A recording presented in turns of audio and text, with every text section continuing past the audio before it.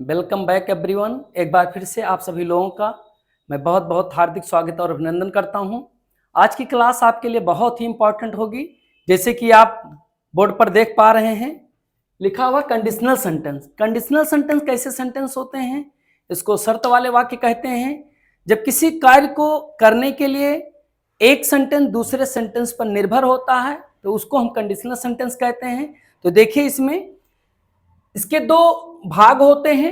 एक हमारा है इफ क्लास और दूसरा हमारा है मेन क्लास। इफ क्लास जो लगा होता है ये हमारा जो एक दूसरे पर आश्रित होता है, और ये मेन क्लास जो होता है वो हमारा मुख्य होता है। उसको हम दूसरे शब्दों में प्रिंसिपल क्लास भी कहते हैं, और इफ क्लास को सबऑर्डिनेट क्लास कहते हैं। सबऑर्डिनेट क्लास और प्रिंसिपल क्लास मिलकर के कॉम्प्लेक्स सेंटेंस बनाते हैं। ठीक है, तो देखिए इसमें आप क्या लिखा हुआ है। कंडीशनल सेंटेंस, इसके टू पार्ट होते हैं।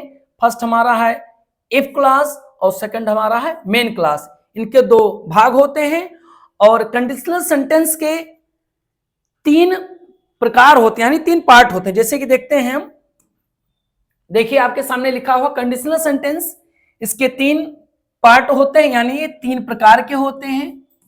पहला हमारा है if clause present tense, second हमारा है if clause past tense, third हमारा है if clause past perfect tense.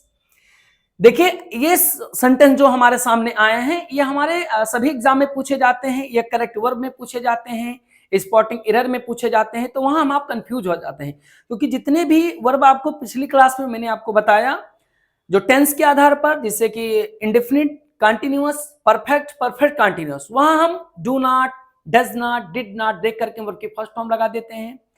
Bill या सेल देख करके हम फर्स्ट फॉर्म लगाते हैं।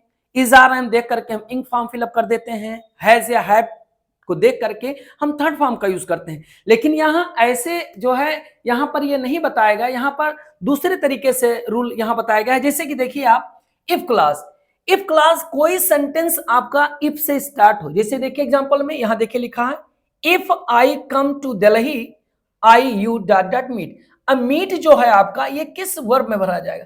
अब देखिए यहाँ पर कैसा है, कम लिखा है। कम यानी फर्स्ट फॉर्म। जब फर्स्ट फॉर्म का यूज होता है तो प्रेजेंट इंडेफिनिट में होता है।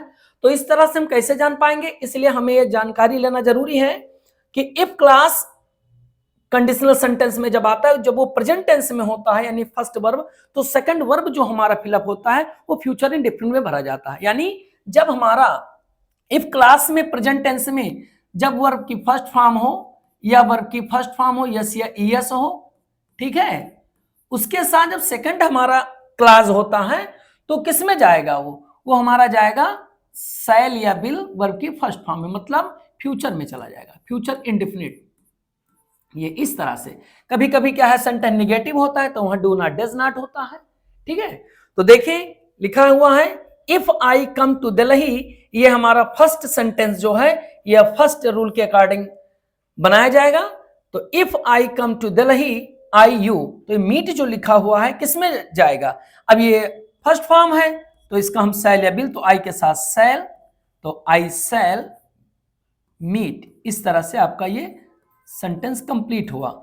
ये दो वर्ब हैं लेकिन सेंटेंस एक है। जब दो वर्ब हो और सेंटेंस एक हो तो जो दो पार्ट होते हैं उसको हम क्लास कहते हैं। ठीक है, और क्लास का अपना क्या होता है, सब्जेक्ट होता, अपना वर्ब होता, एक दूसरे पर आश्रित होते हैं। क्या कहे, if I come to Delhi, यदि मैं दिल्ली आऊंगा, आई शैल मीट, तो मैं आपसे मिलूंगा। अब देखिए एक दूसरे पर निर्भर है, कब आपसे मैं मिलूंगा, जब मैं दिल्ली आऊंगा। तो एक दूसरे पर क्या है, एक कार्य का दूसरे कार्य पर देखिए आश्रित है कि नहीं है, एक दूसरे पर निर्भर है, डिपेंड है। नेक्स्ट देखें, लिखा हुआ if clause. If clause past tense, past tense में क्या होता है, जो फर्स्ट वर्ब हमारा होता है वो सेकंड फॉर्म में होता है। ठीक है, पास्ट इंडेफिनिट में।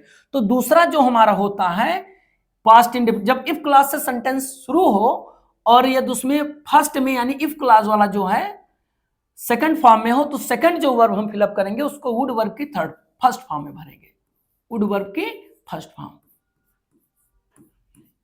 ये इस तरह से आप नोट कर लेंगे, आप कभी नहीं भूलेंगे। ये सभी एग्जाम में आते हैं, यहाँ के एकेडमिक में भी ये आता है। ठीक है, नेक्स्ट देखें, if clause past perfect tense. Past perfect tense में क्या होता है, जब पहला क्लास हमारा इफ वाला जो होता है, ये देखें यहाँ पर ये if class I had seen, अब हैड वर्ब की थर्ड फॉर्म लिखी हुई है। ये हमारा क्या बताता है? ये हमारा बताता है पास्ट परफेक्ट। जब फर्स्ट वर्ब इफ वाला हमारा क्लास यदि पास्ट परफेक्ट में है तो जो सेकंड क्लास हमारा है यानी मेन क्लास हमारा जो है वुड हैव वर्ब की थर्ड फॉर्म में चेंज हो जाएगा। तो ये हमारा कैसे बनेगा?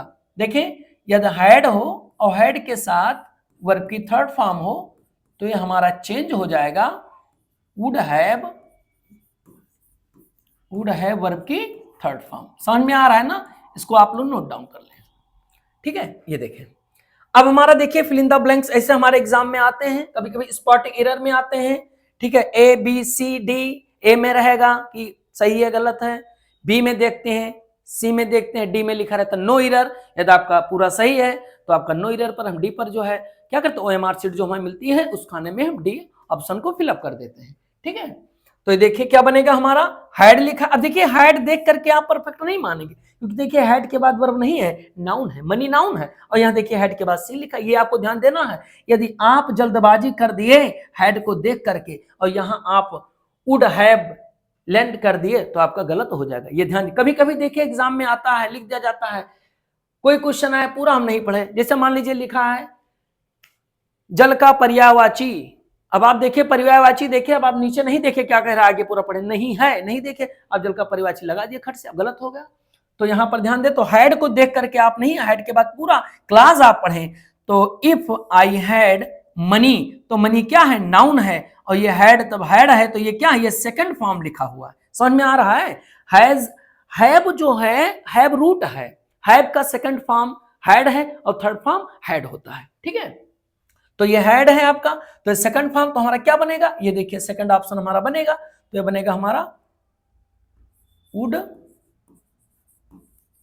लैंड। लैंड माने उधार देना और बारो माने उधार लेना। नेक्स्ट देखिए आई हैड सीन, देखिए हैड के साथ वर्ब की थर्ड फॉर्म लगा हुआ तो क्या भरा जाएगा, वुड हैव वर्ब की थर्ड फॉर्म स्टॉप्ड। ये इस तरह से हमारा ये सेंटेंस कंप्लीट हुआ। ठीक है, उम्मीद है, आशा करते हैं कि आप लोग के समझ में आया होगा। ऐसे क्लास हम आपको लेके आएंगे, फिर पढ़ाएंगे, और नेक्स्ट क्लास इतना केवल बस। जय हिंद।